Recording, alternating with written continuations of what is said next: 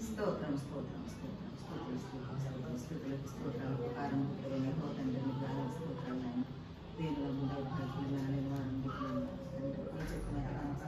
చేసుకుంటే పరిశుద్ధిగా పాపలను మా ప్రార్థన ఆలపించండి ఆయన నిమిత్తమైతే కూడా ప్రార్థిస్తున్నాము సమస్తంలో నీకు చేస్తున్నాను స్తోత్రం గత సజీవరకగా నుంచి అవుతుంది స్తోత్రం పరిశుద్ధ బిడ్డలను దీవించి ఆశీర్వదించవుతుంది స్తోత్రం మీకు ఎన్నో వందనాలు కనిపిస్తోతుంది ఆయన నా ప్రభువనైనా పాటలు పాడుచుండగా ఆరాధన చేయించుండగా వాక్యం చూపించండి అన్నింటిలో మీరు ముందుగా మీకు నడిపించండి నాయన మాలో మీరు ఉండండి ప్రభా నాయన ముందుండి నడిపించింది ఆయన బిడ్డలు విని అది గ్రహించుకుని అర్థం చేసుకుని నా ప్రభా నా ప్రతి దాని పట్ల బిడ్డలు ఆయన నడవటాన్ని బట్టి వాటిని దయచేయమని ఇప్పుడు ప్రార్థన పాదాలు చతురు చేర్చుకోమని ఏ నామాన్ని బట్టి పెట్టుకుంటాను తండ్రి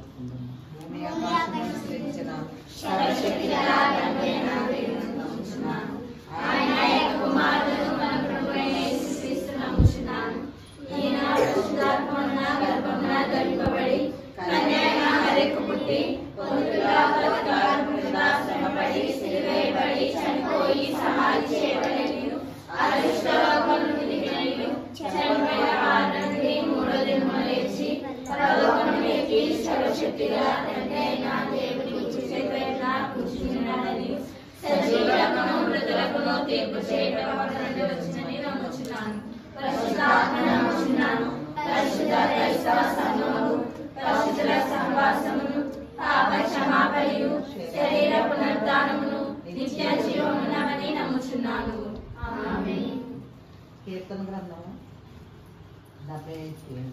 75 1 నుంచి 10 వరకు నేను ఒకటి చదువుతాను రెండోది మీరు చదవనమ్మా తీసారా దేవా దేవా మేము నీకు కృతజ్ఞతాస్థుతులు చెల్లించుచున్నాము నీవు సమీపంగా ఉన్నావని కృతజ్ఞతాస్థుతులు చెల్లించుచున్నాము నరులను ఆశ్చర్య కార్యములను వివరించదు నేను యుద్ధకాలమును కనిపెట్టుచున్నాను నేనే న్యాయమును బట్టి తీర్పు తీర్చుచున్నాను భూమియు దాని నివాసులందరూ లయమగునప్పుడు నేనే దాని స్తంభంలో నిలుపుదును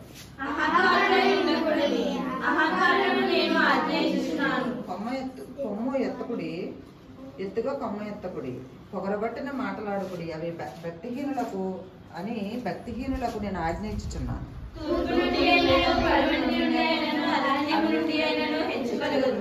దేవుడే తీర్పు తీర్చువాడు ఆయన ఒకరిని తగ్గించను ఒకరిని హెచ్చించను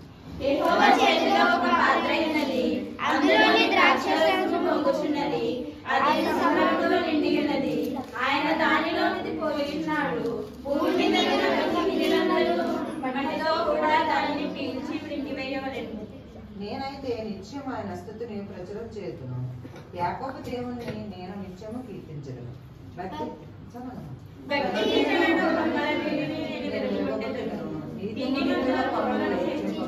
దేవుడి కొద్ది వాక్యాలు దీవించిన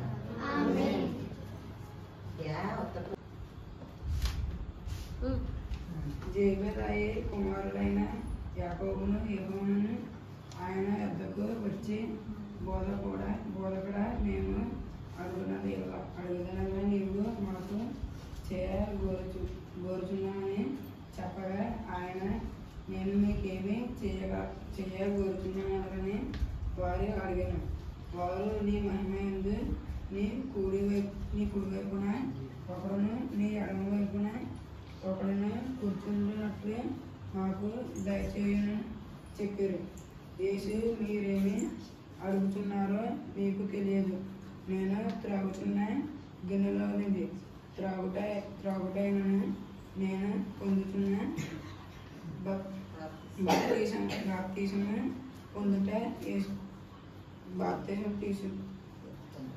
పొందుట అయినను మీ చేత ఆగున అని వారి అడుగగా వారు మా చేత అగునని.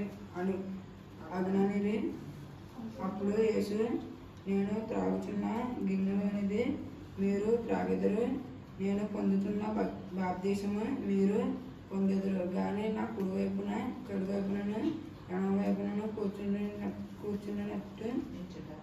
కూర్చున్ననిచ్చుట నా వాసములో లేదు. అది ఎవరికి సిద్ధపరచబడిన వారికి దొరుకునని వారితో చెప్పును.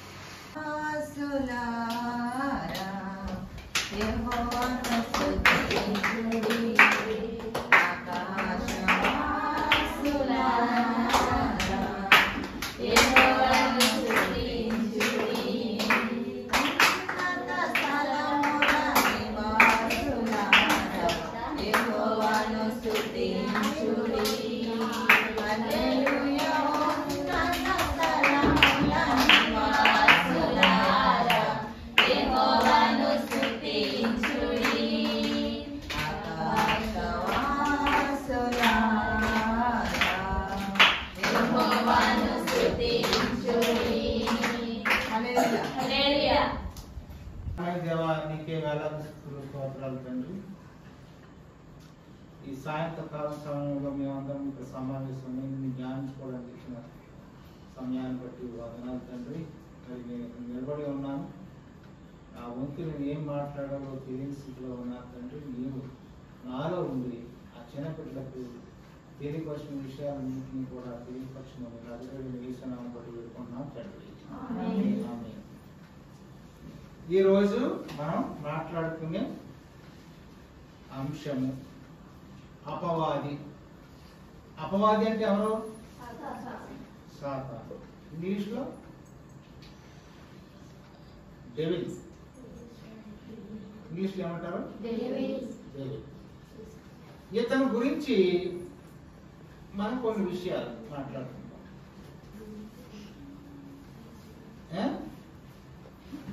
ఇతని గురించి మనం మాట్లాడుకోవాలంటే 5 అంశాలు ఉన్నాయి.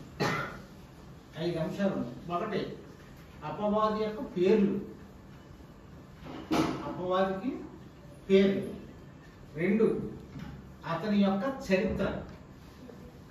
3 అతని యొక్క లక్షణాలు. 4 సాతానుకు మరియు క్రైస్తవులకు మధ్య పోరాటం. ఎవరికే? సాతానుకు మరియు క్రైస్తవుల మధ్య పోరాటం. అపవాది యొక్క పేర్లు చెప్తాను నేను.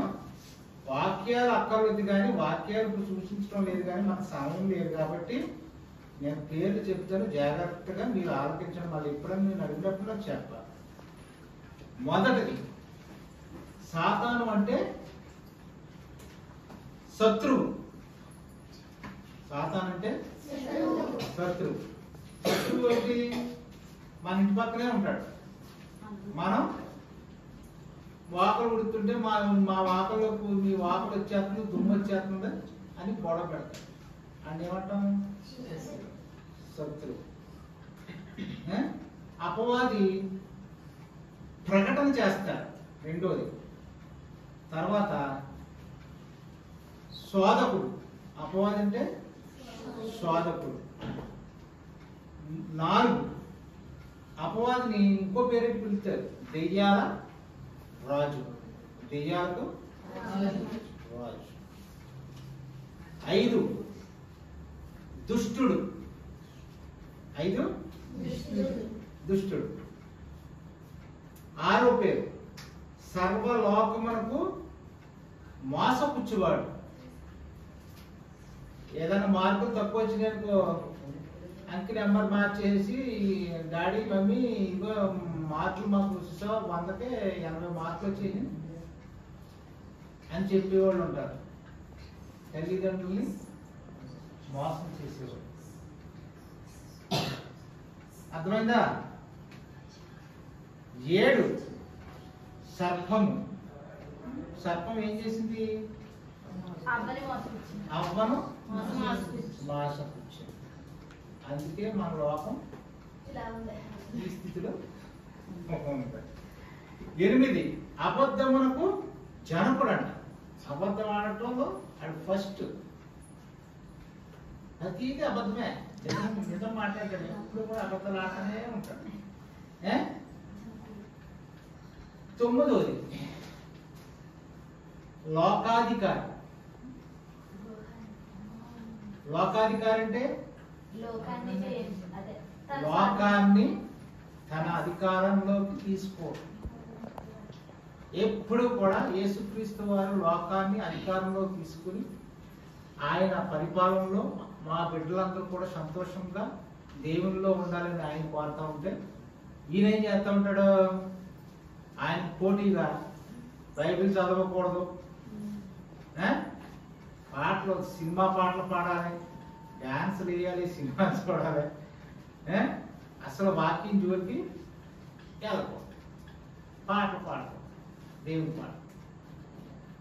ఆయనేమో బైబిల్ చదవాలని చెప్తే ఈయనేమో బైబిల్ చదవకూడదని చెప్పి అది అధికారత్వం అంటే. అతన్ని సాతాన్ని దేవతగా కూడా చూస్తారు. సాతాన్ని దేవతగా కూడా చూస్తారు. కొన్ని దేశాల్లో ఉప్పరెల్లి వెళ్ళాం మనం. ఉప్పరెల్లి వెళ్ళినప్పుడు ఉప్పరెల్లో మనం వ్యాన్ మీద ప్రయాణం చేస్తున్నప్పుడు ఉప్పరెల్లి మన దగ్గరికి వస్తున్న సమయంలో అక్కడ ఒక పెద్ద పాము తోటి బొమ్మ ఉంది. గుర్తుందా? వచ్చిన వెళ్ళినోడు పాము తోటి పెద్ద బొమ్మ ఉండి అక్కడ పూజలు పురస్కారాలు గంటలు అవన్నీ కట్టి పూజ చేస్తాం. చూసుకో, ఇక్కడ మనకి అది ఎవరో ఇందులో ఎన్నోడు 7వ అంశంలో ఉన్నాడు సర్పం. సర్పం అతన్నే పూజ చేస్తారు. సాతాను యొక్క పూజలు. అక్కడికి 10 అంశాలు అతని పేర్లతో కలిగి ఉన్నాడు సాతాను. అయితే నెక్స్ట్ అతని యొక్క చరిత్ర. అతను దేవుడి చేత సృష్టించబడినవాడు, తనను తానుగా హెచ్చించుకునేవాడు. సృష్టించబడి నేనే గొప్ప, యేసుప్రభు గారి గొప్పగా, కానీ అంతసేపు కూడా ఆయన మీద పోటీగాడు. దేవునికి విరోధంగా తిరుగుబాటు చేసేవాడు, ఆయనకు శత్రువుగా మారినవాడు. ఇన్ని అంశాలు కలిగి ఉన్నాడు. అతను ఆదాము మరియు అవ్వ పాపం చేయటకు కారకుడయ్యాడు. అర్థమైందా? ఆదికాండము, యోహాను సువార్త, 2వ కొరింథీయుల గ్రంథాల్లో ఉన్నాయి. మరలా అతను యోబును హింసించాడు. యోబు ఎంతో గొప్ప ఆశీర్వాదం కలిగిన వాడు. అతను చాలా హింసలు పెట్టాడు. అన్ని పోని, బిడ్డలు పోయారు, అందరూ పోయారు. భార్య నువ్వు ఇంతగా దేవుడు దేవుడు దేవుడు దేవుడు దేవుడు అని అంటూ ఉంటాము. మనకు అన్నీ తీసేసాడు, ఇంకా దేవుడు కూడా మనకెందుకు, దేవుడిని వదిలేదు అన్నా కూడా తీసేసాడు. నేను దేవుడిని వదలను అన్నాడు. కానీ తిరిగి లాస్ట్కి వచ్చేటప్పటికి ఎన్ని పోగొట్టుకున్నాడో 2 ఫలాన్ని అలా యోబు పొందాడు. అతడు అవిశ్వాసులకు గట్టితనము కలిగి చేయడు. అవిశ్వాసులకు దృఢంగా అవిశ్వాసం ఉంటారు చూసారు, యేసుక్రీస్తు నమ్మని వాళ్ళు ఉంటారు. అటువంటి వాళ్ళ దగ్గరే మన వాళ్ళు ఉంటాడు. మన ఊళ్ళో అన్ని కూడా పక్కోడికి మీద లేనిపోయిన మాటలు చెప్తూ అవి చెప్తాం, కలహాలు చేస్తాం, ఒకరికొకరు కొట్టుకు సాగటం, ఇలాంటివన్నీ చేసేవాడు. అతను శ్రమకాల దినాల్లో యేసుక్రీస్తు వారు కొండపైన 40 దినమాల ఉపాసన చేసినప్పుడు ఆయన్ని శోధించాడు కదా. 40 దినాలు ఆయన ఉపవాస ప్రార్థనలో ఉండగా ఆయన దగ్గరికి వెళ్ళి, నువ్వు రాజు పోతే కొండ మేంచి కిందకు దూకు, లేకపోతే రాళ్ళు గుట్లుగా చేసుకుని తిని అని ఆయన శోధించాడు. 6, అతడు ఇతరుల జనులకు భ్రమపరచుచు తప్పు దోవలో నడిపించుచున్నాడు. భ్రమలు కల్పిస్తూ ఉంటాడు. భ్రమలు అంటే నీ దగ్గరికి వచ్చి, నీకు అవసరం ఇవాళ డబ్బు కావాలి, నీకు డబ్బులు కావాలంటే ఏమేమో డబ్బులు కావాలంటే నేను దగ్గరికి చెప్తాను, పలానా రోజు దగ్గరికి అడిగితే వాళ్ళు డబ్బు చెప్తారు అని ఏదో భ్రమ కల్పిస్తాను. తీరంలో వాళ్ళకి వెళ్తే అమ్మ నా దగ్గర లేవమ్మా, ఏమైపోతాను విశాలంతో ఇంటికి వచ్చాను. అటువంటి భ్రమను కూడా అతను మనకు కల్పిస్తూ ఉంటాడు. అతను దేవుని యొక్క పనిని అడ్డగించుటకు ప్రయత్నిస్తాడు. మనం దేవుని పని ఏ పని చేయడానికైనా మనం ముందుకెళ్ళినా ఆ పనులు చేయడం. చర్చిలోకి వెళ్ళామనుకో, చర్చిలోకి వెళ్ళిన తర్వాత సీక్రెట్స్ కుడతాయి, నువ్వు సీక్రెట్స్ కుడతాడు, నేనే కుడతానని నీ దగ్గర సీక్రెట్ లాగేసుకుంటాను. అప్పుడు ఏం చేస్తావు, నువ్వు ఓడవు, లేదంటే ఇద్దరు కొట్టుకుంటావు. చేపలు వేస్తాం అనుకో, చేపలు వేస్తుంటే చేపలు ఏం కావు, ఇలాగా గొడవ, ఏదో ఒక సమస్య, అటువంటి సమస్యలతోటి ఉంటాడు. అది అతని యొక్క చరిత్ర. అతని యొక్క లక్షణాల గురించి చెప్తాను నేనండి. లక్షణాలు కూడా 4 అంశాలు ఉన్నాయి. 4 అంశాలను అతను మోసపరుచుట గొప్ప శక్తిని కలిగి ఉన్నాడు. 2 కొరింథీయులు, ఆది 2 తెస్సలోనికలో ఉంది. అతడు ప్రత్యక్షమైన విధములు, కుయుక్తులు గల సర్పముగా, వెలుగు దూతగా, గర్జించు సింహం వలె ఉంటాడట. అతడు ప్రజలను ఎల్లప్పుడూ 3 విధములుగా శోధించుచున్నాడు. శరీరాశ, నేత్రాశ, జీవడంబము కలిగిన అంశాలతోటి మనల్ని శోధిస్తూ ఉన్నాడు. సాతాను చురుకుగా పనిచేయనట. అబద్ధపు బోధన బోధించును. ఇంకా కొన్ని స్థలాల్లో జనులు తిని త్రాగి తుళ్ళినట్లు చేసి దేవుని పనిని మరుగుపరచు. ఇటువంటి పనులన్నీ కూడా అతను చేస్తాడు. నేను వాక్యాలతోటి మీకు చెప్పాలి, కానీ టైం లేదు కాబట్టి మీకు సింపుల్గా నేను వెళ్ళిపోతున్నాను. ఆ విధంగా అతను 3వ అంశంలో అతని యొక్క లక్షణాల గురించి మనం చెప్పుకున్నాం. లాస్ట్ ఫైనల్, సాతాను మరియు క్రైస్తవులకు మధ్య పోరాటము. మనకనే అది శరీర సంబంధమైన పోరాటం కాదు, కానీ యేసు తన యొక్క మరణము, పునరుద్ధానం ద్వారా సాతానును జయించింది. శరీర సంబంధమైన పోరాటం కాదు. ఎటువంటి పోరాటం? మరణము. యేసు తన యొక్క మరణము, పునరుద్ధానముల ద్వారా సాతానును జయించింది. పునరుద్ధానం అంటే యేసుక్రీస్తు వారు తిరిగి లేచుట. ఆ విధంగా సాతాన్ని జయించి తిరిగి లేచి 3వ దినాన్ని లేచాడు యేసుక్రీస్తు. క్రైస్తవులు కూడా క్రీస్తు ద్వారా దానిని ఎదిరించి జయించవలెను. యేసుక్రీస్తు వారు ఎలాగైతే సిలువ వేయబడ్డాడు, సిలువ వేయిన తర్వాత 3వ దినాన ఆయన ఎలాగైతే సాతాన్ని జయించి 3వ దినాన ఆయన లేచాడు, ఆ విధంగానే మనం కూడా ఆయన పనులు మనం చేయాలి. మనం చేయాలంటే ఏం చేయాలి?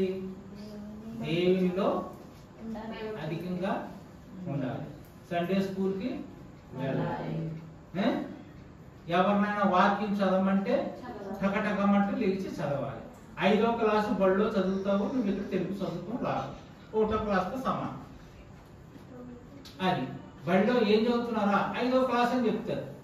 5వ క్లాసు వాడు తెలుగు చదువుతూ రాదా? రాదు. ఆ అంటే ఏంటో తెలవదు, ఆ అంటే ఏంటో తెలవదు. వీడు 5వ క్లాసు, ఆడి చేతి నిండా ఒక 60-70 పుస్తకాలు, ఒక పెద్ద సంచి, ఒక బూటు, ఒక డ్రెస్సు, ఇన్షర్ట్, బెల్ట్, సైకిల్ మీద వెళ్ళిపోవడం. మెదడు గుండు సొన్న మట్టి కప్పేసేసి శుభ్రంగా ఉంది. మాసం తినేయమంటే చక్కగా తినేస్తాం. చదువుతాం రాదు, బైబిల్ చదవాలి, దేవుల్లో ఉండాలి. అటువంటి ఆత్మను కలిగి ఉండాలని యేసు నామములో ఈ వాక్యాన్ని ముగిస్తున్నాను. చేతులు పరిగెత్తుంది, మా కాళ్ళ మీద ఉంది, చేతులు పరిగెత్తుంది, మా కాళ్ళ మీద ఉండండి. స్తోత్రం స్తోత్రం స్తోత్రం స్తుతులకు స్తోత్రాలకు కారణభూతులైన స్తోత్రాలు. ఇదిగో నేను మమ్మల్ని మరొకసారి జ్ఞాపకం చేసుకోండి అయ్యా. స్తోత్రం ఎంతవరకు పాటలతో ఆరాధనతో ఆయన వాక్యంతో మీరు తోడై ఉన్నారు ప్రభు. మీరు ముందుండి నడిపించినందుకు మీకు ఎన్నో వందనాలు. ప్రార్థించుకుంటుండగా మా మధ్యన మీరు ఉండండి. స్తోత్రం నాయన. బిడ్డలను దీవించండి, ఆశీర్వదించండి ప్రభు. స్తోత్రం నాయన. బిడ్డలకు చక్కటి జ్ఞానాన్ని దయచేయండి ఆయన. స్తోత్రం నాయన. చదువుల్లో నాయన మీరు తోడుగా ఉండండి నాయన. అల్లరితో కూడా నాటమాటల వల్ల కాకుండా మీ అందు భయభక్తులు కలిగి బిడ్డలుగా ఉంచుకుంటున్నాను ప్రభు. స్తోత్రం తండ్రి. వందనాలు అయ్యా. స్తోత్రాలు తండ్రి. బిడ్డలకు చక్కటి ఆరోగ్యాలు దయచేయండి తండ్రి. స్తోత్రం నాయన. బిడ్డలకు సహాయం చేస్తాను. బిడ్డలందరినీ దీవించి ఆశీర్వదించండి నాయన. నా ప్రభు నాయన అనంతరం భోజనం చేర్చుండగా బిడ్డలకు మీరు తోడుగా నాయన నీడగా ఉండమని ఈ కొద్ది ప్రార్థన ఈ పాదాల చెంత చేర్చుకోమని యేసయ్య నామాన్ని పెట్టి వేడుకుంటున్నాను తండ్రి. పరలోకముందున్న మా తండ్రి,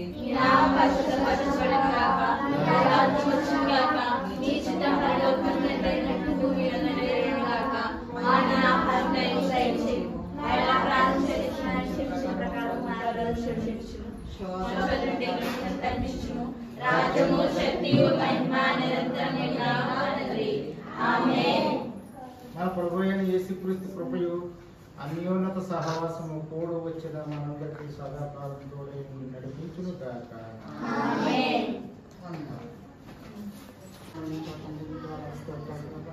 ఇదిగో నాయన తోడుకు నడిపించినటువంటి తండ్రి.